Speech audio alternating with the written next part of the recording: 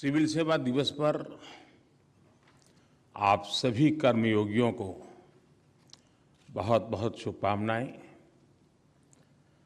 आज जिन साथियों को ये अवार्ड मिले हैं उनको, उनकी पूरी टीम को और उस राज्य को भी मेरी तरफ से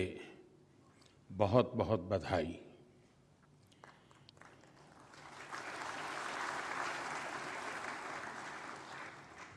लेकिन मेरी आदत थोड़ी ठीक नहीं है, इसलिए मुफ्त में बधाई देता नहीं हूं मैं।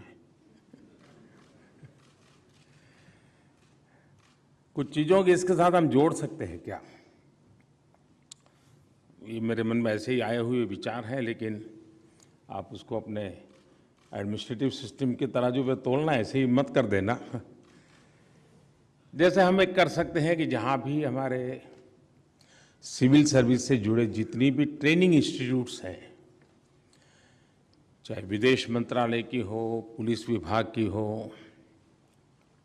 या मसूरी हो, या रेवेन्यू हो, कोई जहाँ भी है आपके, क्योंकि काफ़ी बिखरा हुआ सारा ये कारोबार चल रहा है, हर सप्ताह 1-1.5 घंटा वर्चुअली ये जो अवार्ड विनर हैं वे अपने ही राज्य से इस पूरी कल्पना क्या थी, कैसे शुरू किया, कौन सी कठिनाइयां आई, पूरा प्रेजेंटेशन दे वर्चुअली। इन सबको, ट्रेनीज को,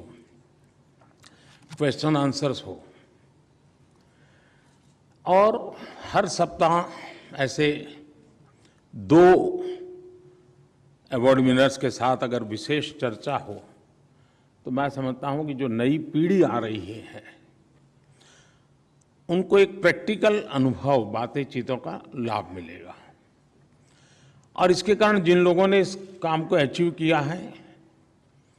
उनको भी इस काम के प्रति जुड़े रहने का एक आनंद आएगा। धीरे धीरे उसमें इनोवेशन होते रहेंगे, एडिशन होता रहेगा। दूसरा एक काम, ये जो आज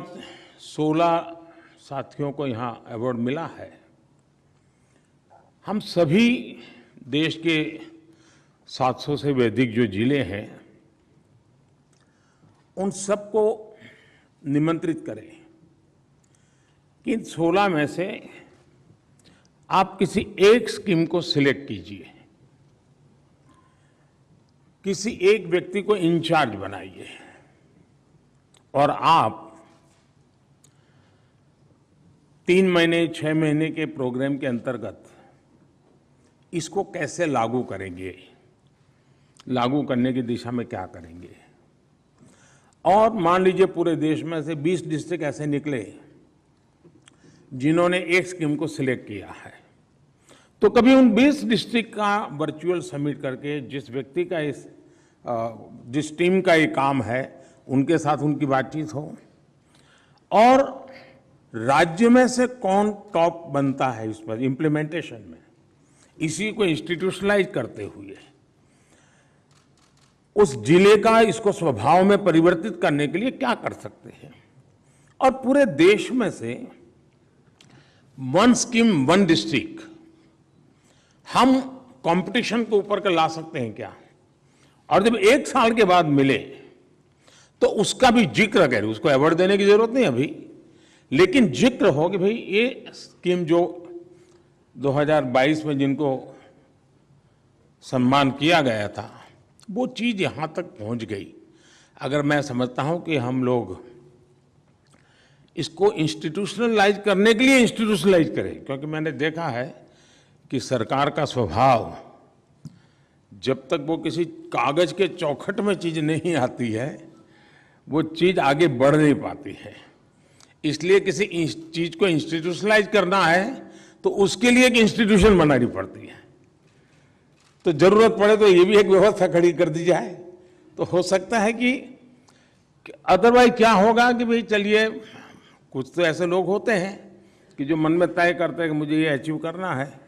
तो 365 दिन दिमाग उसी में खपाते हैं, सभी को उसी में जोड़ देते हैं और एक आध अचीव कर लेते हैं।